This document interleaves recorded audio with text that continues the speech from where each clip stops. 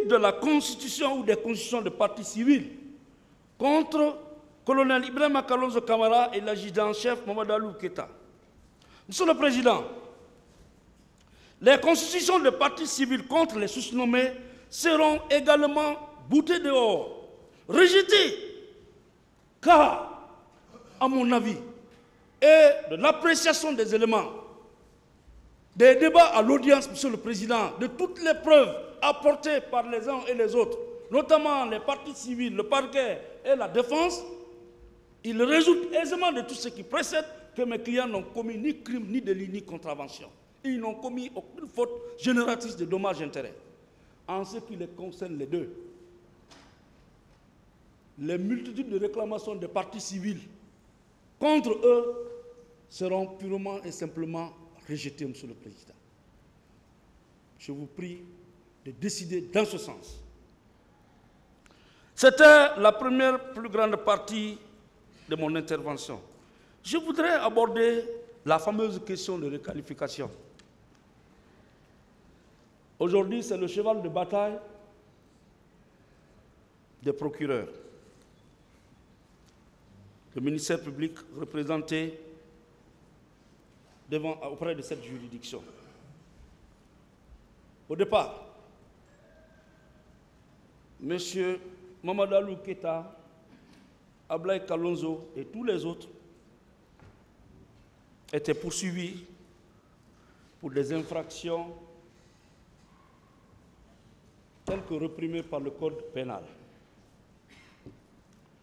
Et les chefs, ils étaient poursuivis pour complicité. Depuis 14 ans, c'est sur ça que nous sommes, Monsieur le Président. L'ordonnance de renvoi est très claire. Les charges y sont contenues. Et vous êtes saisis in rem in persone. Je ne peux pas vous l'apprendre. Il y a eu, non, même Monsieur le Président, la décision que vous allez prendre doit être conforme à la loi. Le tribunal a intérêt, toutes les parties ont intérêt. C'est important. Évitons toute complaisance dans ce dossier, Monsieur le Président. Moi, je ne pense pas que ce dossier est jugé en Guinée. Les faits se sont produits en Guinée. Et c'est le code pénal guinéen qui s'applique. L'article 28 du statut de Rome est un article qui prévoit effectivement le crime contre l'humanité, sauf erreur de ma part. La Guinée aussi a interné ces infractions. Mais, Monsieur le Président, en bon juriste, vous savez, il y a une chose, comprendre un texte de loi, l'interpréter et l'appliquer, Monsieur le Président, c'est très important.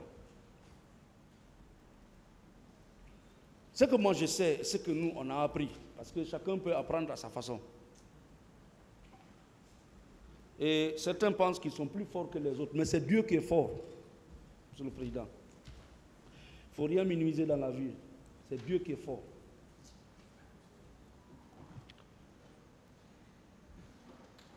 Lorsque vous venez devant une juridiction de jugement, et une ordonnance de renvoi est prise, l'infraction abus de confiance est par exemple indiquée. Vous quittez le cabinet d'instruction, vous venez devant la juridiction de jugement. Moi, je ne suis pas magistrat, mais nous ne sommes pas loin des magistrats aussi, parce que pratiquement nous avons les mêmes textes. Et il n'est pas exclu un jour qu'on se retrouve à votre place, vice-versa. Donc rien n'est impossible dans la vie. Soyons modestes et humbles. Tout le reste n'est que vanité. Monsieur le Président, pour moi, ma petite compréhension, vous venez devant la juridiction de jugement, soit sur renvoi, sur citation directe ou sur avertissement, bon, enfin, selon le mode de saisine. L'infraction, c'est abus de confiance, escroquerie par exemple. Les débats sont ouverts. Vous continuez, le juge d'instruction, carrément, il a renvoyé pour abus de confiance. Au beau milieu des débats, le juge se rend compte que bon, ce n'est pas abus de confiance, c'est plutôt stéliona. Un stéliona, où c'est ces vols, par exemple, parce que ce sont des infractions qui portent atteinte au bien, mais le mode d'opération diffère. Le voleur agit en fraude. Celui qui abuse profite de la confiance placée en lui pour la trahir. Celui qui escroque joue sur la petite naïveté de sa victime pour s'emparer de la chose qu'il convoite tant, en mettant des manœuvres. On le juge, vu que ces infractions sont très proches, peut penser que bon, au lieu que ça soit un abus de confiance, parce qu'avant, l'abus de confiance, comme vous le savez, reposait sur des contrats. Je crois qu'aujourd'hui, c'est battu en brèche. On peut dire, bon, maintenant, je mets au débat, ou d'office, ou je demande du ministère public au débat, qu'on discute de l'escroquerie. Vous discutez, voilà. Mais, Monsieur le Président, ça c'est différent, totalement différent. C'est comme entre la terre et le ciel. Au cabinet d'instruction, vous discutez de cette question de qualification, de fond en comble, avant qu'une ordonnance ne soit prise. Le juge d'instruction prend une ordonnance et renvoie pour abus de confiance, par exemple, mais tout en écartant la question de la réqualification.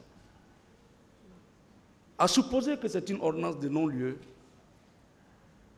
le parquet fait appel, parce qu'il a un droit absolu, c'est qu'il y a aussi une inégalité dans la procédure. Les parties ont un droit limité, mais le procureur a un droit absolu. Il a le droit de relever appel de toutes les ordonnances juridictionnelles rendues au cabinet d'instruction. Vous venez devant la chambre de contrôle de l'instruction sur la même question. Donc le tribunal de base n'est pas saisi encore. La chambre de contrôle confirme, rejette la question de réqualification. Bon, le parquet tout puissant de la Cour d'appel va devant la Cour suprême. La Cour suprême confirme la décision de la Cour d'appel. Et cette question-là, elle est déjà inscrite des débats. Disons-nous la vérité. Disons-nous le droit. Vous ne pouvez... Et puis nous avons fait les mêmes études. C'est le temps que chacun de nous prend pour lire les ouvrages qui diffèrent. Chacun de nous, on a fait les mêmes études. Vous ne pouvez pas nous comme si nous ne sommes pas, on n'a pas, un seul jour, on n'a pas fait étude de droit. Une question comme ça, qui a fait l'objet de poursuites en première instance, en appel, devant la Cour suprême, qui est réglée. La Cour suprême rend un arrêt. Comme c'est un dossier du 28, c'est la Cour pénale ou ceci ou cela. Je ne banalise rien. Moi, je suis en droit, s'il vous plaît, je suis en droit. Vous venez devant la juridiction de jugement, et puis les esprits malins, excusez-moi entre guillemets, les parties insatisfaites toujours, reviennent déposer cette même question sur la table. Parce que la complicité qu'on reprochait à certains accusés ne peut plus tenir. Parce qu'on ne peut pas établir qu'ils ont pris part à la commission des infractions. C'est impossible. On ne peut pas établir la preuve qu'il y ait des instructions qui ont été données ou pas. C'est impossible. C'est-à-dire que les accusés, le parquet a été dans l'impossibilité de prendre les accusés la main dans le sac. C'est la justice qui est responsable de ça. Il faut se dire la vérité. Quand une infraction est commise, vous le savez plus que moi, on n'a pas besoin de demander au procureur de poursuivre. C'est automatique. Même si nous étions dans un régime militaire ou d'exception. Mais à l'époque, il y avait un procureur de la République à Dixine. Si le lendemain des crimes, des poursuites avaient été déclenchées, on aurait mis la main sur les présumés responsables. C'était encore à chaud. Vous attendez, les gens quittent les lieux. Quand on s'assoit, on fait un calcul. Ah oui, tel, il est là-dedans. Ah oui, tel, il est là-dedans. Ah oui, tel, il est là. Voilà comment ils se sont tous retrouvés ici. Et vous voulez nous faire croire quoi, après tout? Monsieur le Président, cette question est déjà évacuée. En tout cas, c'est ce que moi j'ai appris. On ne peut plus revenir sur cette question, qui a fait l'objet crescendo de discussions et de décisions en cascade. On ne peut plus. Parce que le parquet n'a pas pu établir la preuve, par exemple, qu'un des accusés s'est rendu au stade où il a tiré sur les manifestants, où il a violé sur les manifestants, où il est complice, où il a donné des instructions, où il a incendié. Comme on n'a pas pu, on dit, bon, il faut changer de fusil d'épaule. Nous ne sommes pas des totos. Nous aussi, nous avons le temps de réfléchir. Et moi, je ne serai jamais d'accord